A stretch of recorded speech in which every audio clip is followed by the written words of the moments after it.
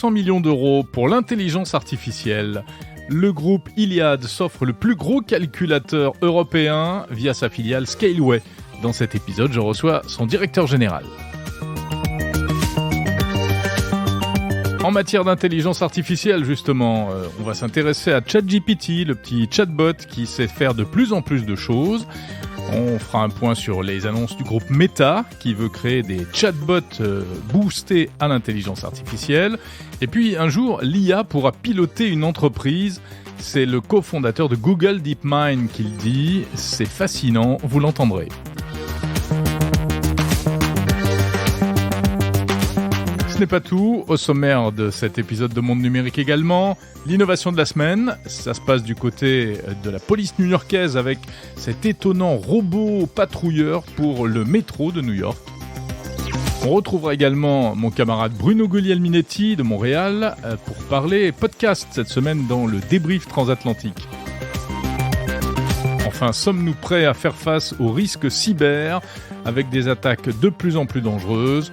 À l'occasion du mois de la cybersécurité, je reçois le directeur général de la plateforme cybermalveillance.gouv.fr. Bienvenue dans Monde Numérique l'hebdo du 30 septembre 2023.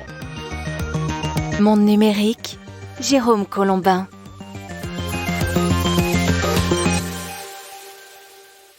Et cet épisode de Monde Numérique vous est proposé en partenariat avec Zscaler, spécialiste de la cybersécurité et du Zero Trust. Le Zero Trust, ou confiance zéro, c'est le principe selon lequel aucun utilisateur, aucune application, aucun appareil n'est considéré comme fiable par défaut. Aujourd'hui, les entreprises utilisent de plus en plus des services cloud.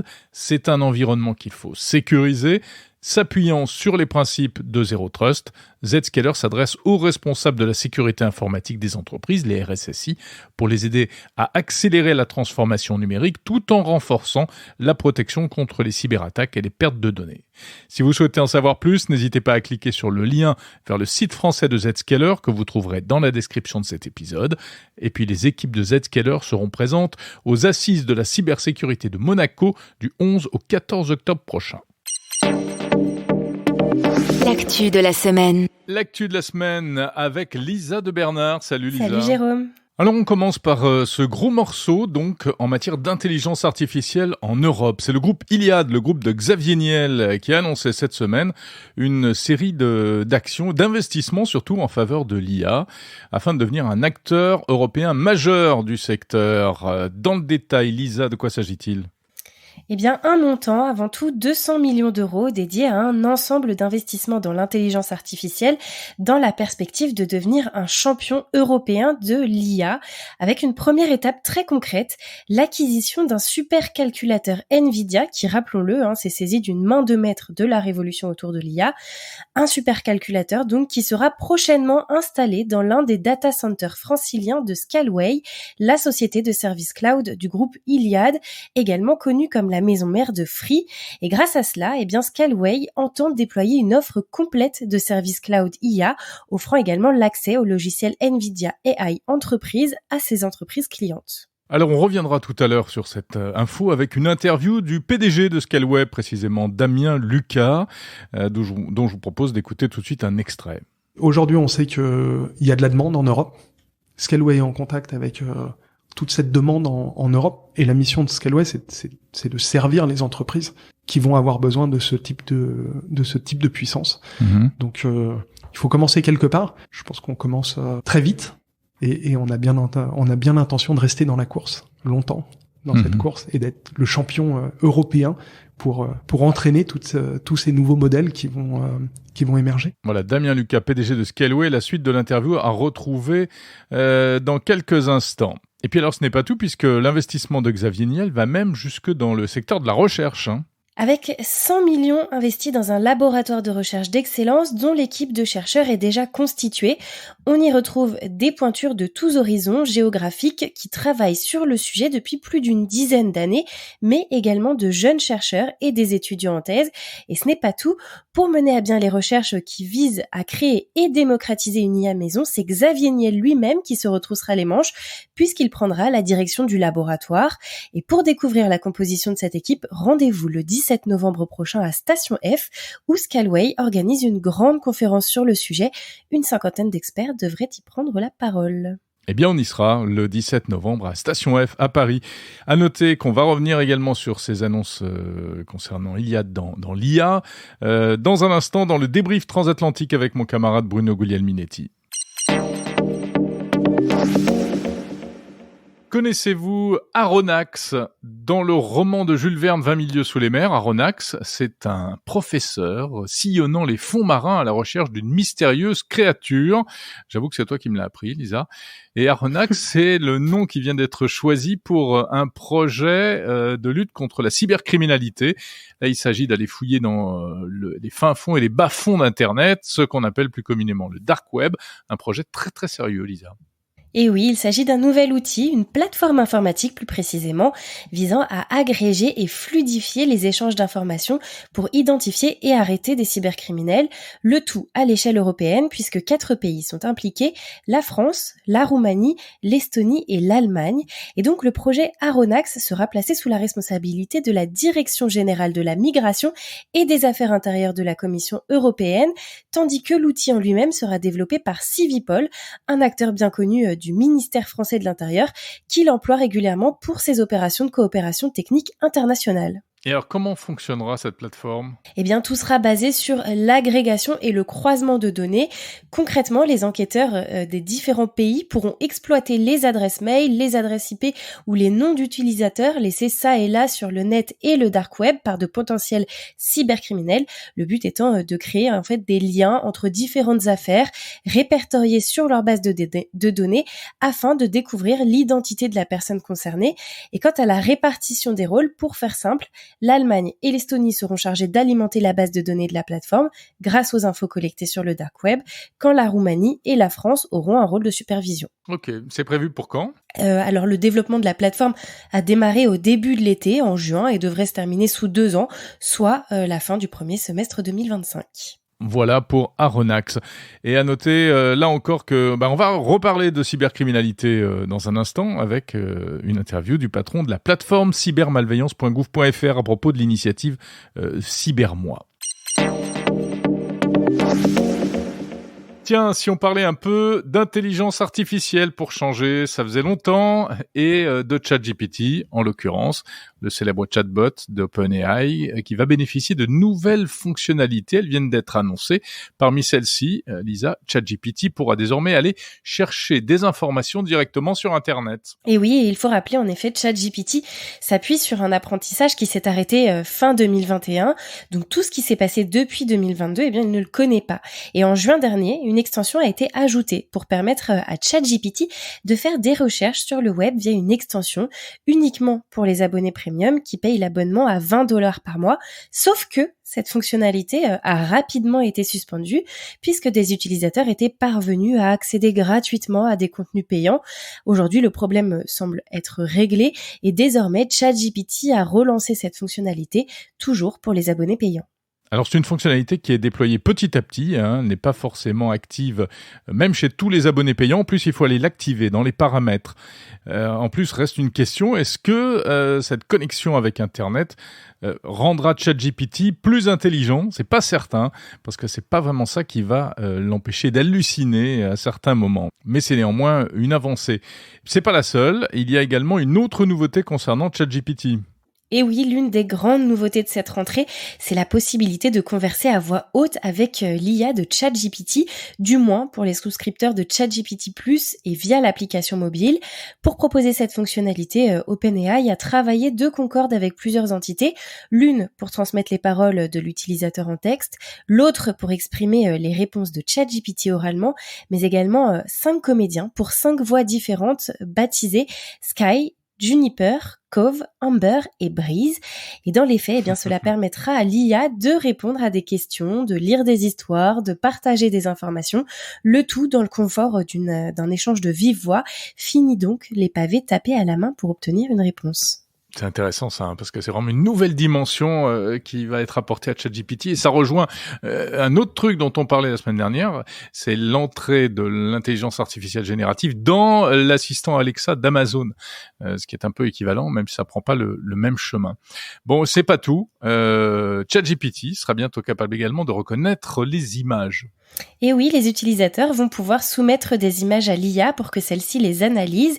Les possibilités à la clé sont nombreuses, comme retrouver le contexte d'une photo, comprendre une équation mathématique ou encore déduire des recettes de cuisine en examinant le contenu du réfrigérateur. Le rêve, l'ordinateur qui propose des recettes en regardant ce qu'il y a dans le réfrigérateur. Ma maman rêvait de ça depuis des années. Elle attendait que je lui fasse un programme pour faire ça. Je suis jamais arrivé. Bref, c'est pas terminé. On en parlait déjà un petit peu la semaine dernière. La génération d'images arrive aussi dans ChatGPT, hein. Puisque Salman Altman, le créateur de ChatGPT, a révélé que son IA générative d'images, DALL-E, qui appartient aussi à la société OpenAI, sera bientôt accessible directement depuis ChatGPT. L'IA ne se contentera donc pas d'analyser des images, elle pourra également en créer. Sam Altman promet d'ailleurs de nombreuses améliorations pour la 3e version de son IA générative d'images, DALL-E 3, qui pourra interpréter des phrases de manière très détaillée, avec la possibilité en plus de modifier l'image après coup en lui donnant de nouveaux détails. C'est un service qui sera lui aussi payant et accessible à compter d'octobre, uniquement sous ChatGPT 4, couplé à un abonnement premium. Voilà les nouvelles de ChatGPT et les nouvelles de l'intelligence artificielle. Chaque semaine, il y a des nouveautés, c'est assez incroyable. Merci beaucoup Lisa de Bernard, on se retrouve évidemment la semaine prochaine. Bien entendu, à la semaine prochaine Jérôme. L'actu de la semaine, c'est aussi une série d'annonces du côté de chez Meta. C'était la conférence Meta Connect 2023. Grande keynote orchestrée par Mark Zuckerberg, le patron du groupe Meta, avec pas mal d'annonces. Tout d'abord, un nouveau casque de réalité virtuelle, le Quest 3. Un casque d'entrée de gamme, qui sera proposé à partir, dans quelques temps aux États-Unis, à moins de $500. On est loin des 1800 € du Meta Quest Pro, donc le casque haut de gamme. Il s'agit du premier casque de réalité mixte autonome du groupe Meta, c'est-à-dire sans fil ni batterie externe. Autre produit hardware, des lunettes connectées. Meta avait sorti il y a quelques temps déjà des Ray-Ban Stories, des lunettes, des vrais Ray-Ban, mais avec de l'électronique et de la connectivité à l'intérieur. Et bien après ces Ray-Ban Stories, voici les Meta Ray-Ban qui corrigent quelques défauts des Stories. Alors moi j'avoue que j'ai une paire de Ray-Ban Stories que j'utilise parfois l'été comme lunettes de soleil, et il y avait quand même 2 gros défauts. Le son est très mauvais, très faible, impossible d'écouter de la musique, à peine bon pour écouter de la parole. Donc dans le prochain modèle, il est amélioré, paraît-il, avec un nouveau haut-parleur, plus de volume, plus de basse, une meilleure captation sonore aussi à l'aide de 5 micros qui capturent les sons à 360 degrés. La photo et la vidéo sont également améliorées puisque ce sont des lunettes qui ont un appareil photo qui permet de prendre des petits clips vidéo ou des photos simplement avec directement en filmant ce qu'on voit devant soi en fait. C'est assez amusant. On peut streamer en direct aussi. Et puis dans cette nouvelle version, arrivée de l'intelligence artificielle, de la connectivité, on peut parler à l'assistant Meta en lui disant Hey Meta et poser des questions simplement en s'adressant à ses lunettes. On va avoir l'air encore plus fou qu'avant. Ça va être proposé à partir du mois d'octobre à un prix de départ de 329 €.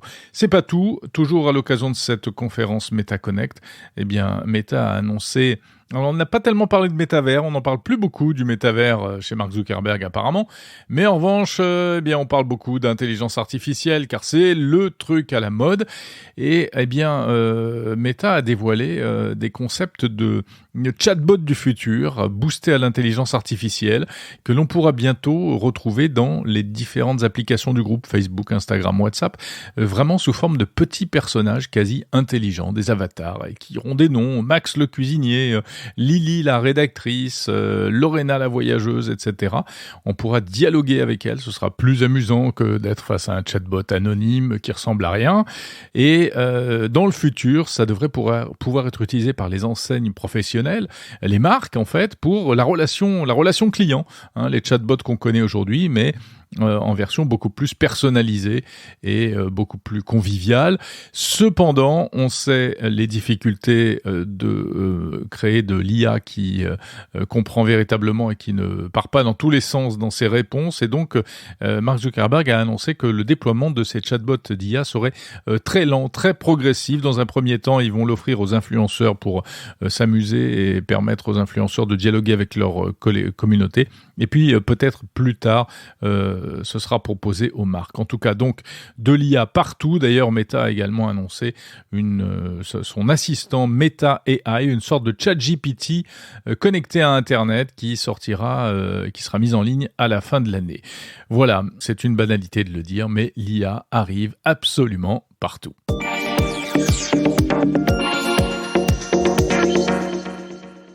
La suite de Monde Numérique avec mon camarade Bruno Guglielminetti du podcast Mon Carnet de Montréal. Salut Bruno. Salut Jérôme. C'est notre débrief transatlantique, 3e épisode déjà.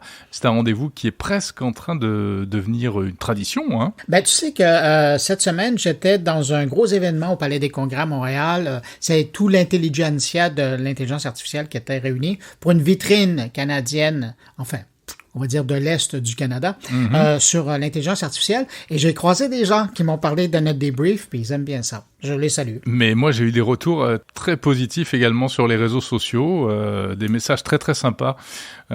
Écoute, tant mieux. Moi, je suis ravi de te retrouver chaque semaine pour débriefer 2-3 sujets tech, vus de chez toi, continent nord-américain, de chez moi, la vieille Europe. Et cette semaine, nous allons parler d'un truc qui nous réunit tous les deux, en fait. On va parler de podcast. Ouais, c'est assez original parce que il y a beaucoup d'actualités de ce temps-ci, je sais pas pourquoi. D'abord, il y a YouTube qui nous annonce que Google Podcast, c'est terminé, ça sera terminé dans quelques mois, là, on présume. Et puis de l'autre côté, Spotify qui se décide de dire nous, on va miser sur l'intelligence artificielle et on va rendre les podcasts multilingues. C'est pas banal. Non, c'est pas banal. Si tu me permets, juste je voudrais bien repréciser parce que finalement ça nous paraît évident, mais tout le monde ne connaît pas forcément Google Podcast. C'est vrai que Google diffuse des podcasts comme Apple Podcast. Enfin, il y a plusieurs applications. Il y a Spotify, Deezer, etc. Il y en a plein d'autres aussi. Podcast Addict. Et Google s'était lancé dans le podcast en tant que diffuseur, hein, donc on pouvait retrouver Mon Carnet, Monde Numérique sur Google, et on a tous reçu un mail il y a quelques jours pour nous annoncer que en 2024 ça ne servira plus. Ils avaient également à un moment référencé les podcasts, ce qui était assez intéressant parce qu'on tapait un sujet quel qu'il soit dans Google et parmi les nombreux résultats qui remontaient, il y avait les podcasts. Ça, ils l'ont arrêté. Bref, Google se désengage. Et les podcasts, les gens qui écoutaient les podcasts sur Google Podcasts devront aller l'écouter sur YouTube Music. C'est ça, hein? Je me trompe pas. Exactement. Mais c'est particulier parce que, d'une part, il y a des gens qui voient ça comme un désengagement de la part du podcast, mais à quelque part, c'est peut-être au contraire l'opportunité d'aller voir un nouveau public et de se faire découvrir parce que il y aura un endroit unique où musique et balado seront enfin réunis. Un peu comme chez Spotify. Moi, j'ai l'impression que l'idée, elle est bonne de rationaliser, de ramener tout ça au même endroit. Et en bout de ligne, moi, j'ai l'impression que les podcasteurs vont probablement gagner. Eh ben, écoute, pour une fois, je ne serais pas tout à fait d'accord avec toi. Moi, je pense que cette histoire de vouloir mettre dans la même application la musique et les podcasts, c'est pas forcément une bonne idée. Moi, je le constate et j'ai des retours de gens qui me disent, regardez Spotify, on comprend plus rien. Quand on est perdu dans Spotify entre les offres, les playlists musicales, les podcasts, etc. Et il y aurait un besoin de clarification. Donc, c'est drôle. Moi, j'étais vraiment dans l'autre idée. Je me dis, tiens, Spotify ferait mieux de faire une appli spéciale podcast, en fait. Mais bon, chacun sa stratégie, hein. Si on peut permettre à quelqu'un d'avoir une seule application où il retrouve à la fois podcast, c'est pour ça d'ailleurs qu'ils dit, ils ont pas dit à partir du mois prochain Google Podcast ferme les portes. Ils doivent laisser du temps. Moi, je leur laisse quelques mois pour nous arriver avec une nouvelle application où clairement il y aura probablement un onglet ou un index pour aller que sur des podcasts audio. Puis à la limite, les gens qui font les versions vidéo de leur podcast seront probablement priorisés là-dedans. Mais reste que moi je trouve comme utilisateur, je trouve ça intéressant d'avoir tout ça dans une même application plutôt qu'en avoir deux. J'ai toujours trouvé que c'était un non-sens de la part de Google. Ah ouais, bon, bah c'est amusant ça. Hein. Tu trouves pas que c'est mieux une appli comme Apple Podcast où il y a que des podcasts? Ben non, parce que ici, ils étaient les seuls joueurs. Je dirais, oui, encore, il y a quelque chose. Mais il y en a tellement. Tu sais, tu parlais de Podcast Addict. Moi, c'est probablement, une fois qu'on a vu Apple et Spotify, moi, c'est Podcast Addict que je trouve le plus intéressant dans le décor. C'est un indépendant, d'ailleurs. Ouais. Et, moi, je sais que j'ai beaucoup d'auditeurs sur Podcast Addict. Ouais, moi aussi. Tiens, on va les saluer de part et d'autre de l'Atlantique. Mais moi, je trouve que ça vaut la peine parce que c'est un joueur indépendant. Mais quand on est aussi gros que YouTube, ramenons ça là-bas, puis tout le monde va y gagner. Bon, ok, on verra. Alors, ça, c'est la partie Google Podcast, etc. Maintenant, oui, tu le disais, l'intelligence artificielle, la grosse nouveauté quand même qui a été annoncée, alors simultanément quasiment par Spotify et puis par YouTube, en fait, ça va être la possibilité d'écouter dans sa propre langue un programme, donc podcast ou vidéo, etc., qui est dans une autre langue. Et ça, c'est une révolution. C'est-à-dire que je vais pouvoir enfin écouter ton podcast et comprendre ce que tu dis. Espèce de baveux, comme on dit chez nous. C'était une vacherie, ça. Ouais, je l'ai entendu. Non, mais pour les podcasts anglophones. Ouais. Non, mais ouais, peut-être que ça va être intéressant pour ça, mais de l'autre côté, pour avoir tenté une expérience, c'est pas évident quand tu fais un podcast dans une autre langue de percer. Ça va, nous, parce que chacun de notre côté, on a nos auditeurs, il y a des gens qui nous suivent depuis longtemps, donc on a notre auditoire, on a notre communauté avec nous. Mais d'aller percer dans un autre marché, ça va pas être évident. Alors, du point de vue de podcasteur, je trouve pas ça vraiment... c'est pas vraiment une bonne nouvelle, mais pour celui qui écoute des podcasts, ça, effectivement, je trouve ça intéressant. Mais là, après, est-ce que les gens vont vraiment prendre le temps d'aller chercher un podcast en suédois ou en allemand sur un sujet? Je suis pas certain. Mais au moins, maintenant, c'est disponible. Voilà, ils n'iront peut-être pas le chercher comme ça, sans indication, mais si on leur recommande, si dans un secteur très précis, il y a un contenu qui peut les intéresser, mais qui n'est pas dans leur langue, ça peut quand même faciliter les choses. Voilà, donc en tout cas, c'est grâce à l'intelligence artificielle, c'est ça qu'il faut retenir. Ouais. C'est que c'est encore une prouesse de l'intelligence artificielle, la traduction en temps réel avec la voix du podcasteur. C'est ça qui va être fou, surtout. Mais Jérôme, je te pose la question parce qu'il existe déjà des solutions comme ça à titre de producteur. Toi, tu pourrais prendre un segment de Mon Numérique et le faire dans une langue que tu veux. Tout à fait. Est-ce que ça t'a déjà passé par la tête? Oui, ça m'est déjà passé par la tête et je le fais pas parce que c'est trop de travail. C'est un gros investissement parce que derrière, il y a toute la partie editing, on va dire. Il faut créer un flux spécial, il faut l'alimenter, il faut faire... C'est beaucoup de travail. Et comme tu le dis, c'est certainement difficile de percer sur un autre marché que le sien parce qu'il y a les repères culturels. Voilà, c'est pas le simple fait de parler en anglais qui fait qu'on va pouvoir s'adresser et toucher une audience américaine ou britannique ou autre. Il y a d'autres choses. Mais oui, ça m'a traversé l'esprit. Mais là, je pense que ce sera plus facile. Après, on va voir. Peut-être que c'est, comme tu dis, une très mauvaise nouvelle pour les podcasts francophones qui vont se faire écraser par les podcasts américains. Alors, c'est ça que tu as l'air de dire. Mm-hmm. Ouais. Ouais, et ça va être intéressant de voir la percée de Joe Rogan dans le marché francophone, ça.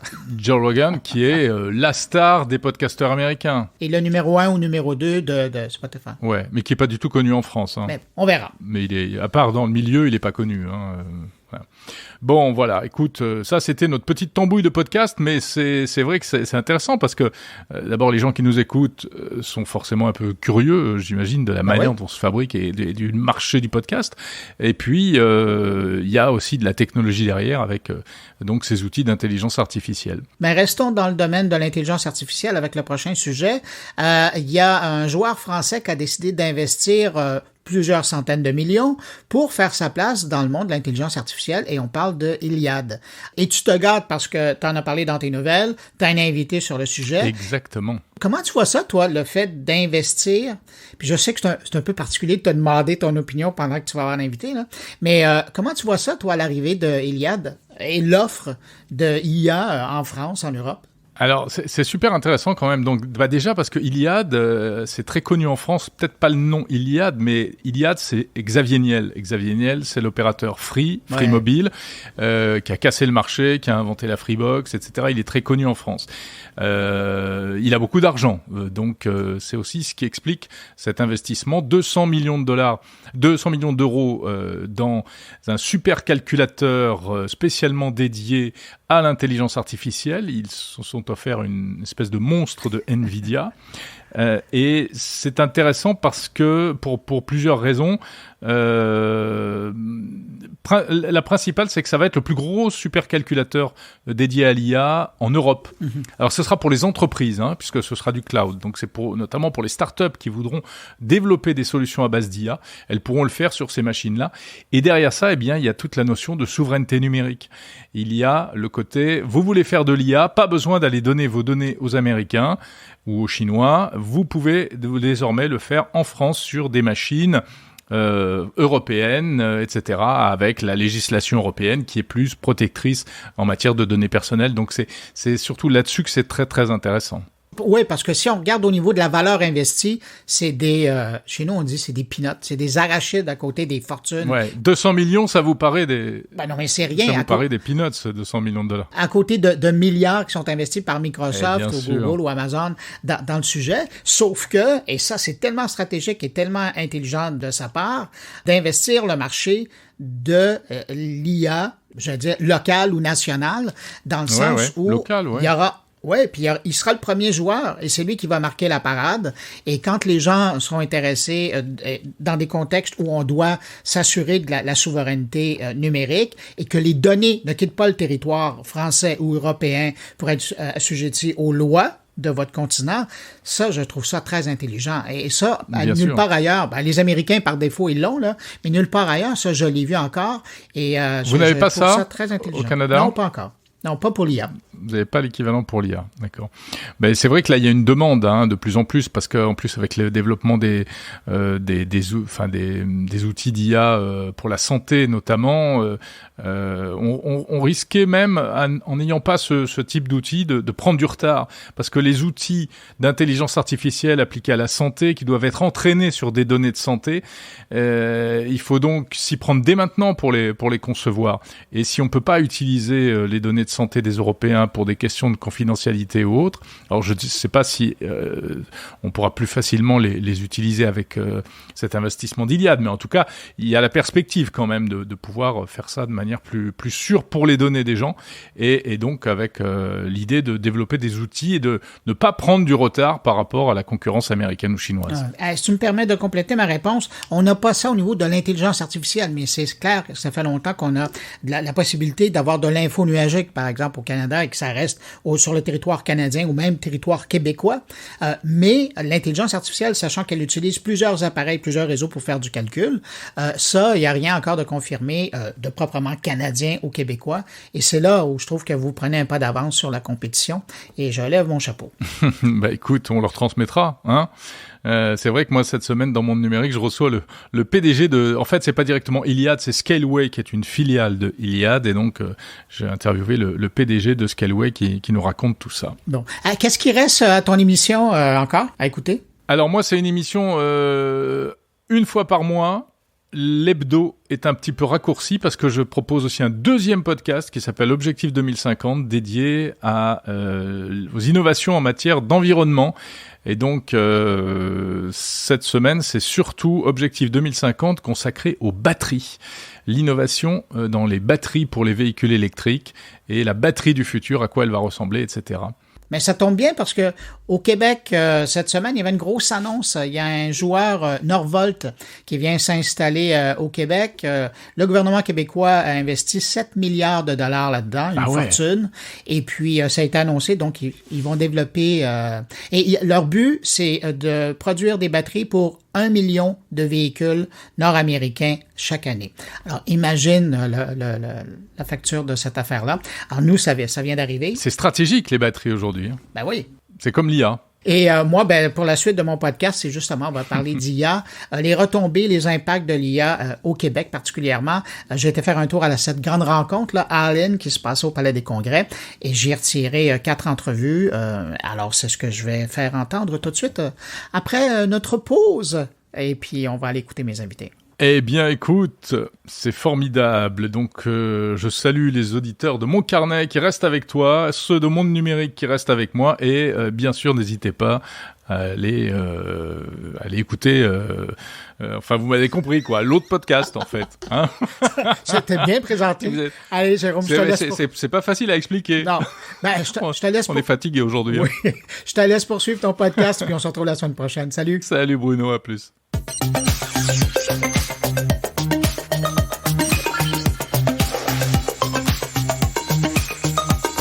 L'innovation de la semaine. Avant de passer aux interviews de Monde Numérique, l'innovation de la semaine, c'est une étrange créature qui vient de débarquer du côté de la ville de New York. Un robot policier pour patrouiller dans le métro. Il a été présenté cette semaine par le maire de New York, Eric Adams, et sa mission sera donc de surveiller les couloirs du métro la nuit. Alors, il ressemble à c'est une grosse chose, hein, un peu en forme de poire, qui pèse 200 kilos, qui est monté sur roue. Il s'appelle le Knightscope K5 et il est équipé essentiellement de caméras pour effectuer sa mission de surveillance. Il n'y a pas de reconnaissance faciale, c'est empressé de préciser la mairie de New York, pas non plus de captation sonore, en fait c'est vraiment juste pour faire de la surveillance en visio. Il y a également un bouton d'appel que les usagers du métro pourront utiliser soit en cas d'urgence, soit pour avoir des informations. Voilà, c'est bien sympa, on va voir ce que ça donne. La présentation de ce robot fait quand même et rappelle un peu le film Robocop, je sais pas si vous vous souvenez, et notamment le début du film où il y avait une espèce d'énorme chose présentée aux autorités qui devait aller faire la loi dans les rues de la ville, et la fin était assez tragique puisque le robot en question ne fonctionnait pas. Bon, celui-ci, le nouveau, là, le Knightscope K5, il est pas armé, hein, il est pas là pour faire du maintien de l'ordre, mais c'est peut-être quand même un premier pas vers des choses qui devraient probablement se développer dans les grandes villes, notamment dans les grandes métropoles comme New York. C'est vrai que j'y étais encore récemment, et le métro de New York, alors déjà qu'il est pas beau, il est vieux, etc., mais il s'y passe surtout beaucoup de choses, hein, évidemment. C'est pas un coupe-gorge, mais c'est un lieu où forcément on a besoin de sécurité. Bon, on verra bien. Autre robot, c'est Tesla, hein, qui prépare son robot humanoïde Optimus et qui a dévoilé cette semaine une nouvelle version, enfin une version améliorée d'Optimus qui semble beaucoup plus intéressant. Au mois de mai dernier, il était un peu brinque-ballant, ce robot, mais là, il semble beaucoup plus équilibré dans ses mouvements, et la nouveauté, c'est qu'il peut s'auto-calibrer en utilisant la vision, sa propre vision de l'environnement extérieur, et également en examinant la position de ses membres et de ses articulations dans l'espace. Et donc, il peut faire des trucs qui paraissent un peu fous. Il arrive à tenir sur une jambe, faire des mouvements assez fluides. Il faut aller voir les petites vidéos qui circulent sur le compte X de Tesla. Il peut, par exemple, prendre des positions et des postures de yoga. Il peut aussi ramasser des objets, les trier par couleur, les ranger sur des plateaux. Ça commence à devenir assez prometteur, cette histoire d'Optimus. On sait que le projet d'Elon Musk, enfin en tout cas de Tesla avec ce robot, c'est d'en faire un produit accessible, entre guillemets, à $20 000 et d'en produire 10 000 par an dans les années futures.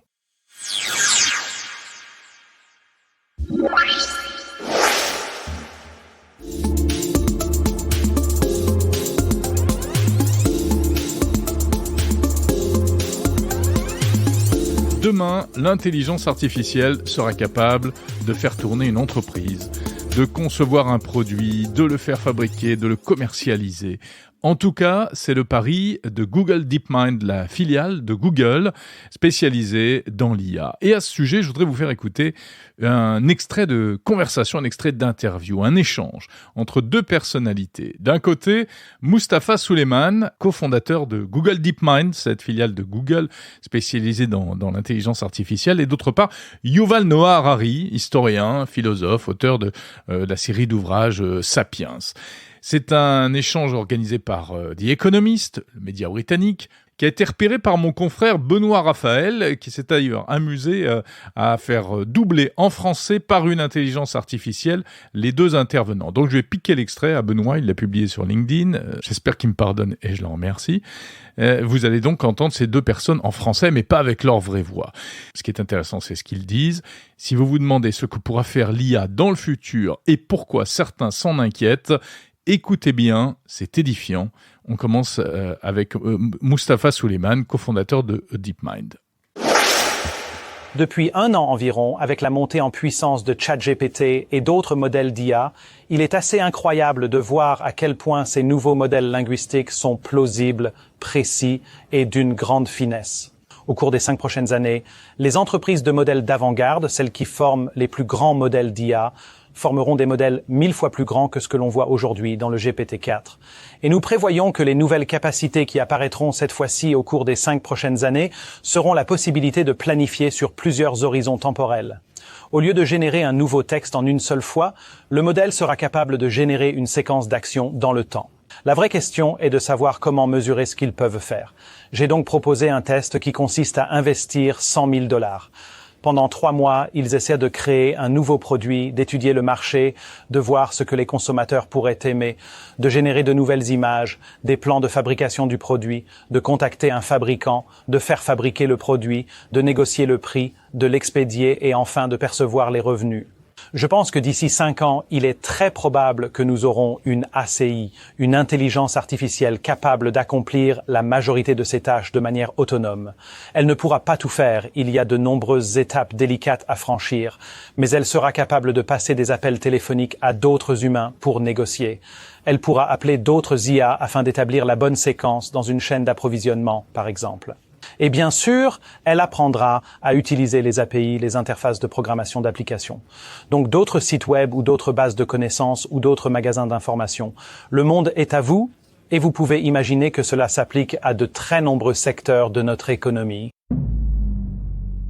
Mustapha Suleyman interrogé par The Economist. Et écoutez maintenant la réponse de l'avatar en français de l'historien Yuval Noah Harari. Je ne viens pas du secteur. Je ne peux donc pas me prononcer sur la probabilité que cela se produise. Mais en tant qu'historien, j'estime que ce que nous venons d'entendre marque la fin de l'histoire de l'humanité. Pas la fin de l'histoire, mais la fin de l'histoire dominée par l'homme. L'histoire se poursuivra avec quelqu'un d'autre aux commandes, car ce que nous venons d'entendre, c'est essentiellement Mustapha qui nous dit que dans 5 ans, il y aura une technologie capable de prendre des décisions de manière indépendante et de créer de nouvelles idées de manière indépendante. C'est la première fois dans l'histoire que nous sommes confrontés à une telle chose. Toutes les technologies précédentes, du couteau en pierre à la bombe nucléaire, ne pouvaient pas prendre de décision. Par exemple, la décision de larguer la bombe sur Hiroshima n'a pas été prise par la bombe atomique. Elle a été prise par le président Truman. De même, toutes les technologies antérieures de l'histoire n'ont pu que reproduire nos idées. Comme la radio ou la presse à imprimer, elles pouvaient faire des copies et diffuser la musique, les poèmes ou les romans qu'un être humain écrivait. Aujourd'hui, nous disposons d'une technologie capable de créer des idées totalement nouvelles. Et elle peut le faire à une échelle bien supérieure à celle dont l'homme est capable. Voilà, je vous laisse à vos réflexions suite à l'écoute de cet échange entre le cofondateur de DeepMind et l'historien Yuval Noah Harari. Et si vous voulez en savoir plus, je vous mets le lien de la vidéo intégrale en anglais de The Economist en description de cet épisode. «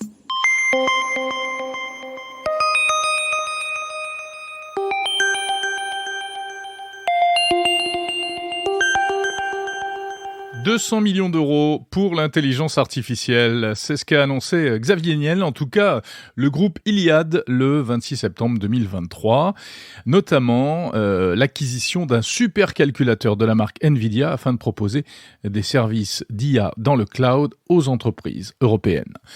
C'est la filiale du groupe Iliad, Scaleway, spécialisée dans le cloud, qui va proposer ces services. J'ai rencontré son PDG au siège du groupe Iliad qui nous raconte et qui nous détaille cette initiative.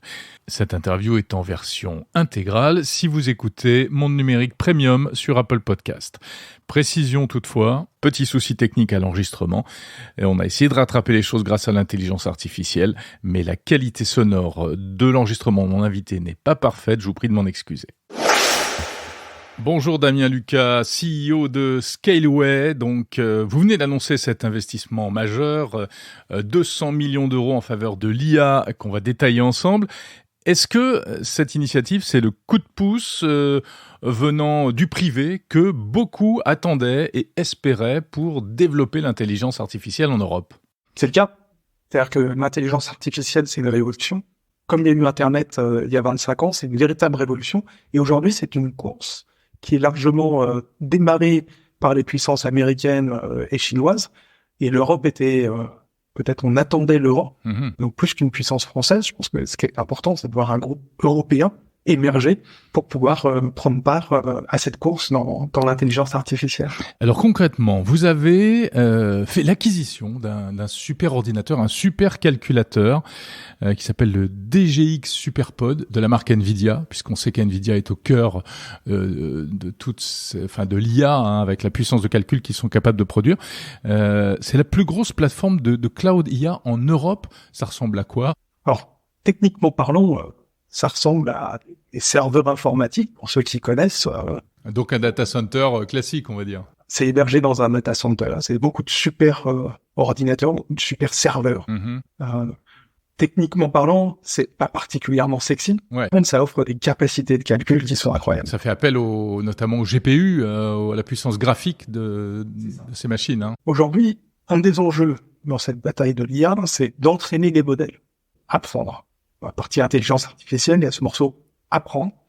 Pour apprendre, il faut un jeu de données, les livres, et puis ensuite, il faut apprendre. Et c'est là qu'intervient ce processus. Aujourd'hui, la technologie qui est la mieux destinée pour apprendre, ce sont les GPU. D'accord. Les GPU Nvidia. On a fait l'acquisition d'un supercalculateur qui est constitué de plus de 1000 GPU de dernière génération Nvidia, de manière à pouvoir entraîner des modèles très conséquents qui vont pouvoir permettre d'accéder à une grande intelligence artificielle. Bon, alors il va servir à quoi ? Ça va servir à quoi, cette énorme puissance de calcul ? Qu'est-ce que vous allez en faire ? On va vraiment l'utiliser pour entraîner des modèles.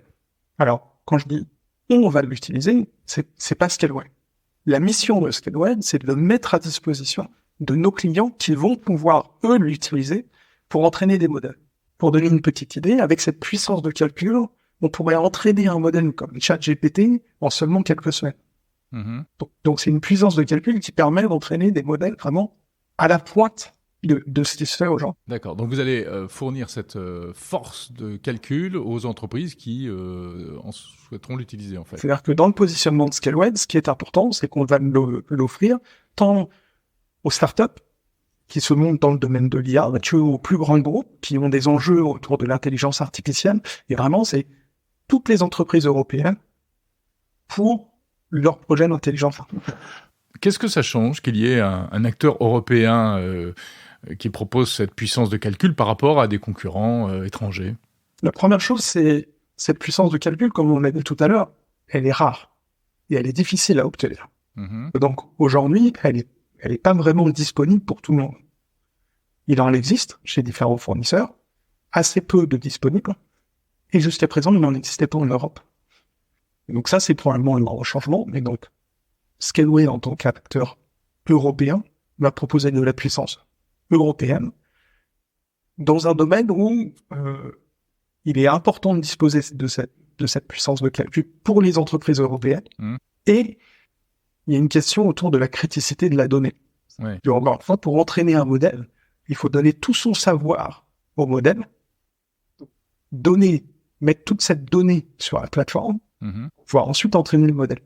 Toutes les entreprises ne sont pas forcément à l'aise avec le fait d'exporter en dehors de l'Union européenne ces données, et notamment avec tout ce qu'on connaît aujourd'hui en termes de loi extraterritoriale et Cloud Act américain et équivalent des autres puissants. Donc ça, c'est la question de la souveraineté. ce que vous voulez offrir aujourd'hui aux entreprises, c'est de la puissance de calcul pour l'intelligence artificielle souveraine, européenne et même française en l'occurrence. Exactement. Et cette démarche de souveraineté, elle s'inscrit dans une démarche de responsabilité en plus large. Donc quand je parle de responsabilité, il y a la souveraineté de la donnée, c'est important. Il y a un deuxième point qui est un point écologique. C'est-à-dire que ces GPU consomment énormément d'énergie. Et donc ce qui est critique, c'est de les héberger dans des data centers qui soient bien conçus et qui soient conçus pour être efficaces énergétiquement, dans la manière dont ils sont refroidis. En l'occurrence, et là c'est le cas. C'est le cas. Et ce qui est génial, c'est que ces GPU sont hébergés dans un data center du groupe Iliad qui fonctionne sans climatisation. C'est une technologie particulière. D'accord. Mais qui permet de refroidir le data center sans climatisation. Et ça, c'est assez unique en Europe. Et ça permet de mettre ces GPU gourmands en énergie dans un environnement dans lequel ils ne seront pas catastrophiques en termes d'emprunt. Vous pouvez nous en dire plus là-dessus? C'est-à-dire comment ça fonctionne? C'est quelle une technologie qui s'appelle adiabatique, par évaporation d'eau, et qui a été déployée par le groupe il y a maintenant quelques années. Cette responsabilité sur la souveraineté que sur l'écologie, c'est quelque chose qui devrait être de manière générale chez Scaleway pour la partie public cloud, tout comme cette partie plus GPU cloud. Donc vous l'avez dit, c'est une première au niveau européen, c'est une telle puissance offerte aux entreprises. Malgré tout, par rapport à des efforts qui peuvent être faits aux États-Unis ou en Chine, je sais pas, Microsoft qui met 10 milliards de dollars dans OpenAI, donc ChatGPT qui envisage de lever 100 milliards de dollars. Est-ce qu'on n'est pas encore des nains? Pardon, 200 millions, c'est énorme, mais est-ce qu'on n'est pas encore des nains? 200 millions, c'est un premier investissement. Il y en aura peut-être d'autres. Aujourd'hui, on sait que il y a de la demande en Europe. Scaleway est en contact avec toute cette demande en Europe, et la mission de Scaleway, c'est de servir les entreprises qui vont avoir besoin de ce type de puissance. Donc, il faut commencer quelque part. Je pense qu'on commence très vite, et on a bien l'intention de rester dans la course longtemps, dans cette course, et d'être le champion européen pour entraîner tous ces nouveaux modèles qui vont émerger. Quitte à remettre éventuellement la main au porte-monnaie pour agrandir encore plus ce parc. J'ai pas d'annonce à faire à ce stade, mais je pense que les investissements qui ont été faits dans Scaleway de manière à construire une puissance de calcul jusqu'à présent sur la partie cloud traditionnelle montrent la capacité d'investissement du groupe Iliad à mettre en face de la demande dès lors qu'elle est avérée. Merci beaucoup. Merci à vous. Damien Lucas, CEO de Scaleway.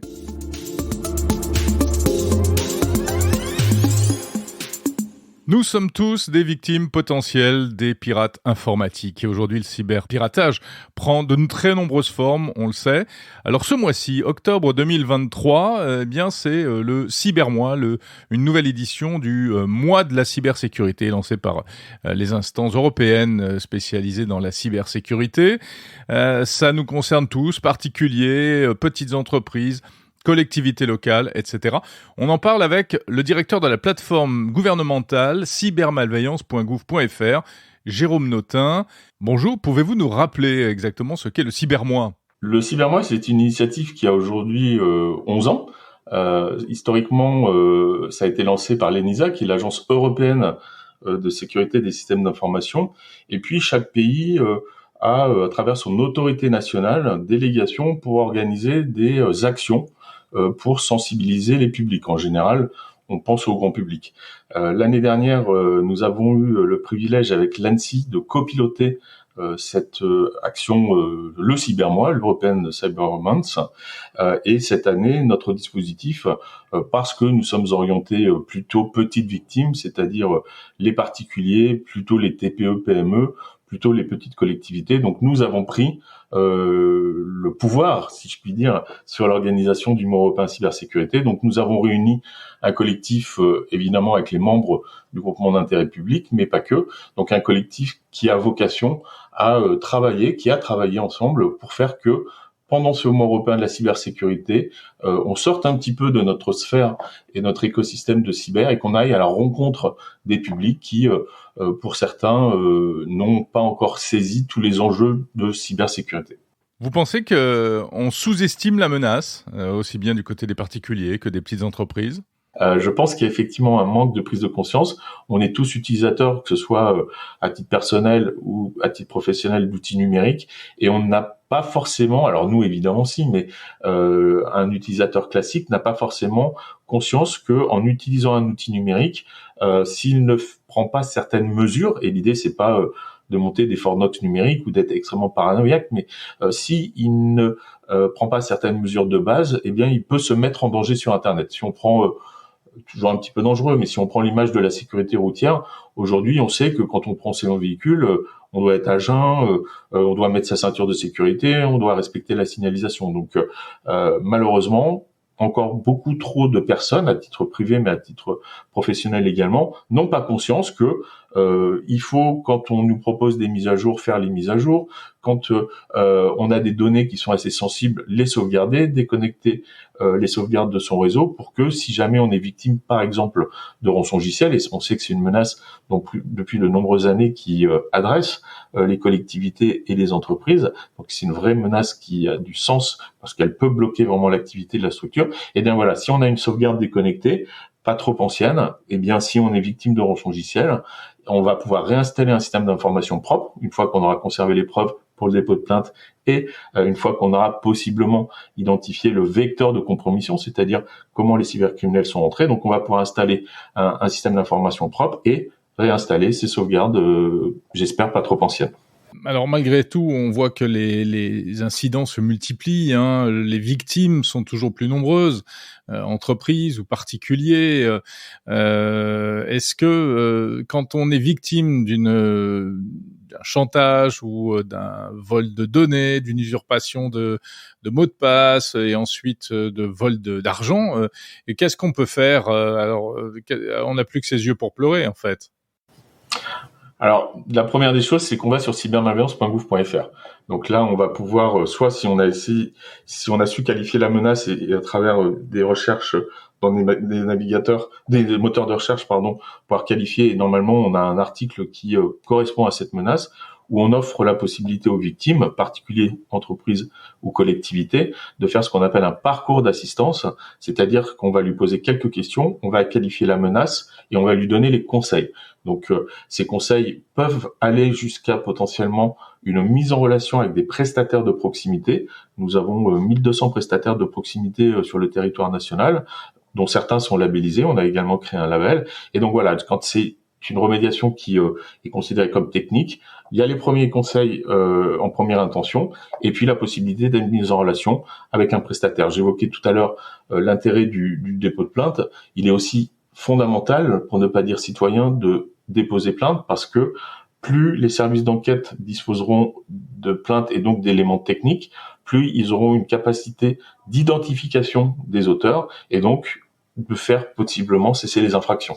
Avant les cyberattaques, le risque, c'était d'attraper un virus qui allait bloquer notre ordinateur. Aujourd'hui, on voit se multiplier des attaques qui sont plus humaines, entre guillemets. Ça passe par le spam téléphonique, les SMS et même les appels téléphoniques avec des vrais gens au bout du fil. Comment lutter contre ça ? Vous l'avez dit, effectivement, nous, on a coutume de dire que la mère de beaucoup d'attaques, c'est l'hameçonnage. L'hameçonnage, c'est on va vous inviter à faire une action pour que vous tombiez dans le panneau et que vous délivriez des informations. L'hameçonnage, il y en avait relativement peu il y a encore quelques années. Là, c'est la première menace pour l'ensemble de nos publics, que ce soit les particuliers, les entreprises ou les collectivités. Donc, en tout cas, c'est ce pourquoi les gens viennent chercher de l'assistance chez nous. Parce que, on l'a dit, c'est quelque chose qui va leur permettre d'avoir des éléments très personnalisé. Et si moi je vous appelle, je vous dis vous êtes Jérôme Colomba, vous êtes né, est-ce que vous êtes bien né là? Est-ce que votre numéro de carte de compte bancaire c'est bien celui-ci? Est-ce que votre numéro de carte bancaire c'est bien celui-ci?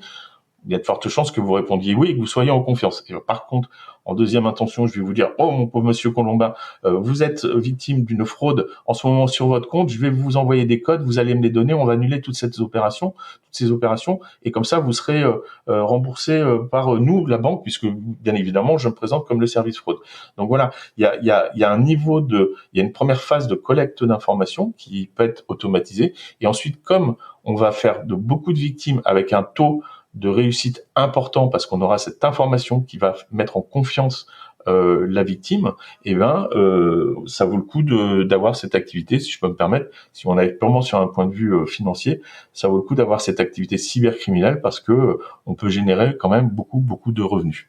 Voilà, donc le Cybermois, tous les détails à retrouver sur la plateforme cybermalveillance.gouv.fr. Merci, Jérôme Notin, directeur général de cybermalveillance.gouv.fr.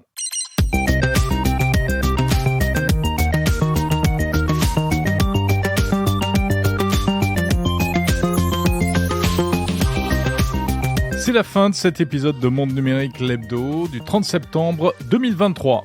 Merci de l'avoir écouté jusqu'au bout. Merci pour votre fidélité. Comme d'habitude, je le rappelle, abonnez-vous au podcast si ce n'est pas encore fait sur la plateforme de votre choix. Podcast Addict, Apple Podcasts, Spotify, Deezer. Parlez-en à vos amis également. Faites-leur connaître le podcast Monde Numérique. Et puis sur le site mondenumérique.info, vous retrouverez plus d'informations encore et notamment les transcriptions des interviews. Vous pouvez également, sur le site, vous abonner à la newsletter de Monde Numérique, chaque samedi matin dans votre boîte mail.